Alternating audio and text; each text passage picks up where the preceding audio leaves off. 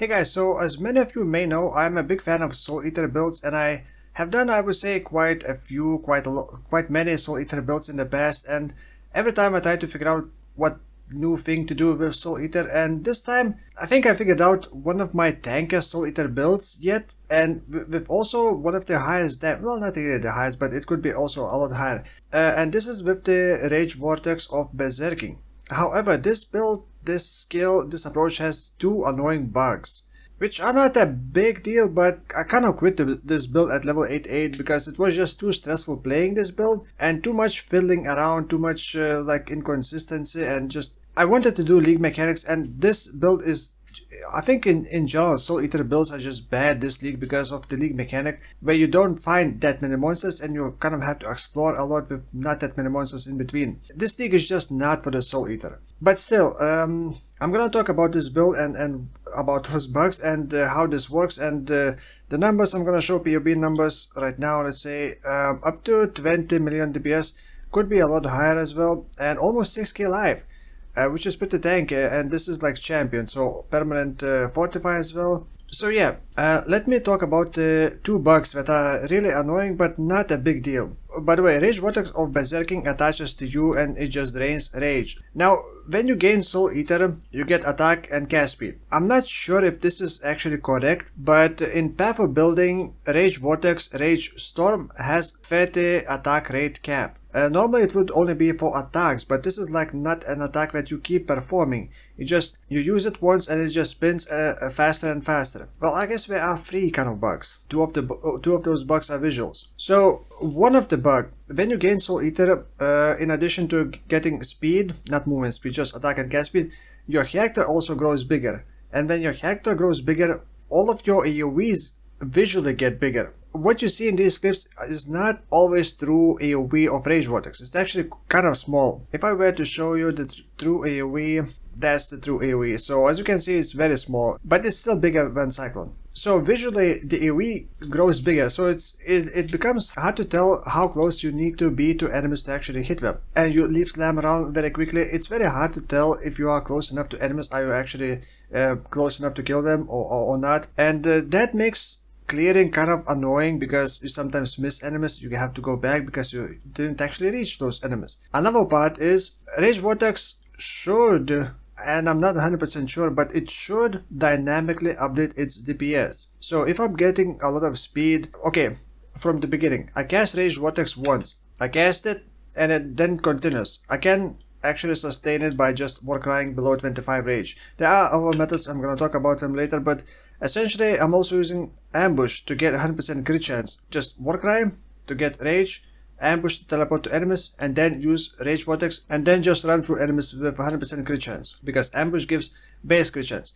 Now, when I do that, I'm getting more speed when I kill enemies with Rage Vortex, but Rage Vortex spins visually at the same speed when you casted it for, the first time. If I recast it while I have a lot of speed, it will spin faster. So very often in these clips you're gonna see Rage Vortex like looking different and spinning at different speeds and sometimes just looking weird, but I think it does dynamically update the speed. It just visually doesn't update. However, I did notice that my damage sometimes wasn't matching what it should be, although most of my damage is against enemies on low life. This is using Tincture. So two bugs. AoE visually gets bigger when it shouldn't, and then spinning speed does not match your actual speed, does not update dynamically. Now, the one more annoying thing is when you go through any sorts of doors or portals that don't have loading time, that add grace period, Rage Vortex breaks. It just gets cancelled. But Rage Degen does not. So it still degens Rage, although you don't have Rage Vortex. That I'm pretty sure is a bug. But I don't think that it could be fixed because during grace period, I guess you cannot have Rage Vortex spinning and doing damage. Most of the maps have a boss arena, which you enter through some kind of like a quick teleport, quick portal. When you do that, you can very quickly try to time it and use like Leap Slam to cancel grace period before Rage Vortex drops. And I managed to do that a couple times, but it's very inconsistent and very stressful. So going for the league mechanic is annoying because first it's at the start of the map, so you're not gonna have a lot of souls for speed, and this build doesn't have a lot of damage until it gets speed. Although when I tried to do like Guardians, tier 16 Guardians, very often I just ran out of souls and then started the fight.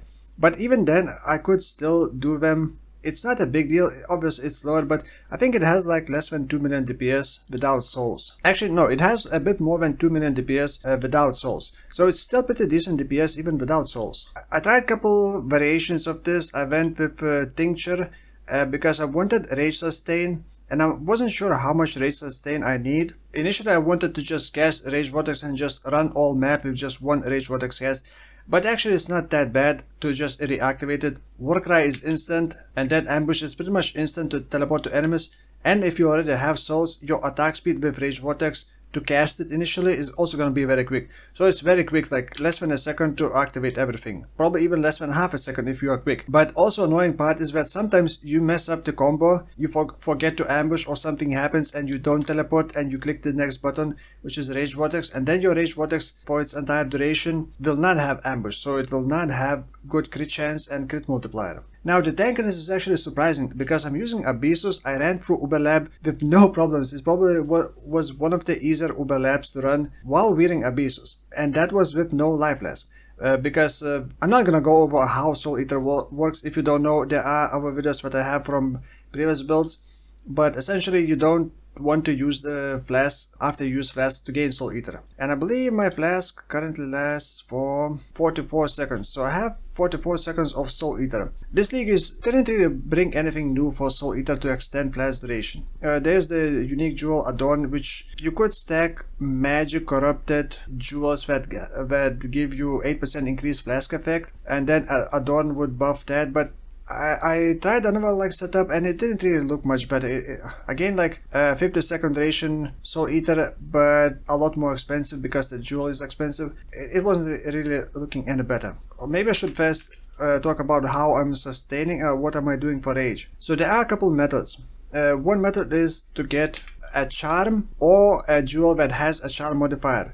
Warcries grant 5 rage or any amount of rage per 5 power if you have less than 25 rage. And then I chose to use Red Blade Banner. That way I don't need to stack those charms for that modifier. Any amount of rage that I get if I use below 25 rage, I will just instantly get to maximum rage. I was initially going for more maximum rage and going with Psychotic Axe, but turns out Paradoxica is still much better. You kind of have to keep an eye and only Warcry when you are low at rage. I can kind of maintain this for like 3 or 4 Warcries and then it just becomes too big drain. I don't have Calm Spirit to convert region into rage region because that got nerfed. It's much harder to sustain it now. Another method would be to use a tincture. Don't pay attention to my next build. A tincture that is like this. Up to 20% chance to gain 1 rage when you hit a rare or unique enemy. I tried this and it did feel much better when you're fighting rares and uniques, but usually you're not always hitting rares and uniques, so there's still a big gap between enemy packs that have rare that don't die immediately. So at some point I felt like it wasn't really necessary to have this. Obviously if you're gonna be fighting like a bigger bosses, you would probably want this. By the way, this is pure physical build champion. And I was also using Ceaseless Feast. Now Ceaseless Feast, the corrosion stacks essentially completely corrodes enemy armor and evasion. So you always have 100% hit chance, and we don't have armor, so we don't mitigate small hits. It was working okay, but later I decided to get a different tincture. So instead of this tincture, by the way, this tincture, that chance is getting boosted by the Warden's node, this one. Tinctures applied to you have 75% increased effect per empty flask slot. So I have 2 empty flask slots. So I was getting 150% effect of that. It was 47% chance to get 1 rage, and it doesn't have a cooldown. So once you get 30 hits per second, it's very quick to kind of start generating rage, but only against single target. And like I said, it's not really needed. You can just quickly recast it, and you can get stronger tincture instead. So now I'm using this tincture. Your hits cannot be avoided while you are on low life, so I had to go low life. And like I said, I'm stacking quite a bit of life. This isn't the maximum level, like I said, this is level 88. And I'm using Bloodfest, which does give quite a lot of flare damage. And flare damage works really well with Paradoxica. And also, this one increased damage against enemies that are on low life. This also gets boosted by 150%, so it's actually giving almost 200%. So my damage actually changes quite a lot if enemies are on low life. So this is like 21 million if enemies are not on low life. it's only 17 million. To reach hit rate cap, all you need is like 190 souls. After that, I even have pulverize. I don't have attack speed on the passive skill. Well, at least I don't have these. Previously I had these, but now I dropped them. And you don't really need more attack speed because you're gonna hit that hit rate cap very quickly.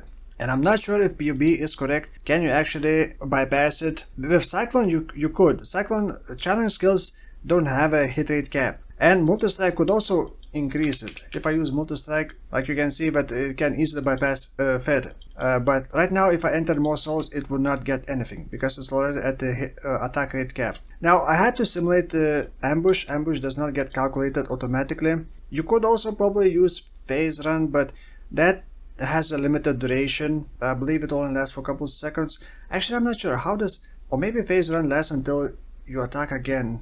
I'm not too sure. But I didn't want to fiddle around each time. I wanted to reactivate them. And that is also at only 40 rage, no Berserker. Like if you were to add Berserker, I don't think that you could sustain Berserker and it's probably not worth it. Wouldn't really add that much. Huh. Right. Tankiness. So I always have 20 fortification stacks, which is 20% less damage from hits. And also using Doppelganger, so another 39% less physical and cold damage taken while sane, and I'm always sane. And regen is also very very important because you are not allowed to use flash. You're not allowed to use flash to heal yourself, so you have to be able to tank enemies and survive their degen. So I did try to get quite a lot of regen. That's why Doppelganger, because when enemies hit me, even if I'm not leeching, by the way, I have instant leech, well, 10% instant leech. Even if I'm not leeching, I'm still getting 10% life regen per second for 1 second. And with big enough life pool, that is quite noticeable. Another thing is that I'm using the Untouched Soul Amulet. And maybe I should make a What's Unique About This Unique video for this. Initially I tried to combine with more empty sockets, but at this point it's not really worth using if you only got like 4 or 5 empty sockets. It would be better to just use some more damaging amulet with more life, and you would end up with a bit less life overall, but I mean it would be more flexibility. This is not the only reason why I'm using this. When you combine with this one, especially if you can have more empty sockets, it's so amazing. You get 25% increased maximum life if you have your gloves with empty sockets. You also get 30% movement speed if your boot sockets are empty. 50% all LRS if your helmet sockets are empty, and it just synergizes really well with this one. But like I said, at this point it's not really worth using this. The only way I'm capping my resistances, again as always, is the Bismuth Flask. I didn't even get the perfect one. The tincture in the middle does help generate the flash charges. I cannot get flash charges during flask effect, but once it drops off, all I need is just a couple of hits and I can activate them again. And that is because of this one. So this one also gives flash charges and gives increased flask effect, but only if you have hit an enemy with weapon recently. Now for the passive 3, you essentially want to reach these flask effect duration nodes, and then there's flask effect duration here, and that's it. Nowhere else on the passive 3, if I remember correctly. And then the rest is just medium cluster jewels with increased flask effect duration, and you kind of want the 35% effect, which is gonna be like over 1 divine for this kind of jewel. And the special reserve is also great because you always have flask effect, so you always get that 20% increased damage and 2% regen. And you have 2 of these, so you get 40% increased damage and 4% life regen. Also, Enduring Cry works as a life regen as well. So if you're degening and you cannot click flask, you just use Enduring Cry to heal yourself. Oh wait, I'm missing Timeless Jewel. Yeah, Timeless Jewel in here. Okay, another method for regeneration is Chainbreaker, but I never actually did it.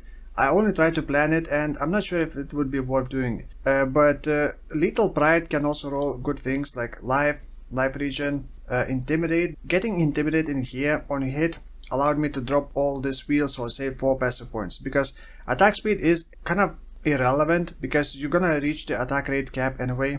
And then also got Melee Crit. I believe I have combined 45% critical multiplier, melee crit multiplier, and 12% maximum life just by socketing this jewel. So it adds quite a lot. And by the way, Relocation Patience just caps my crit chance because I'm getting free power charges, and that's all I need to cap my crit chance. The Ambush gives 35, I believe. Well, in this case, a bit more than 35% base crit chance.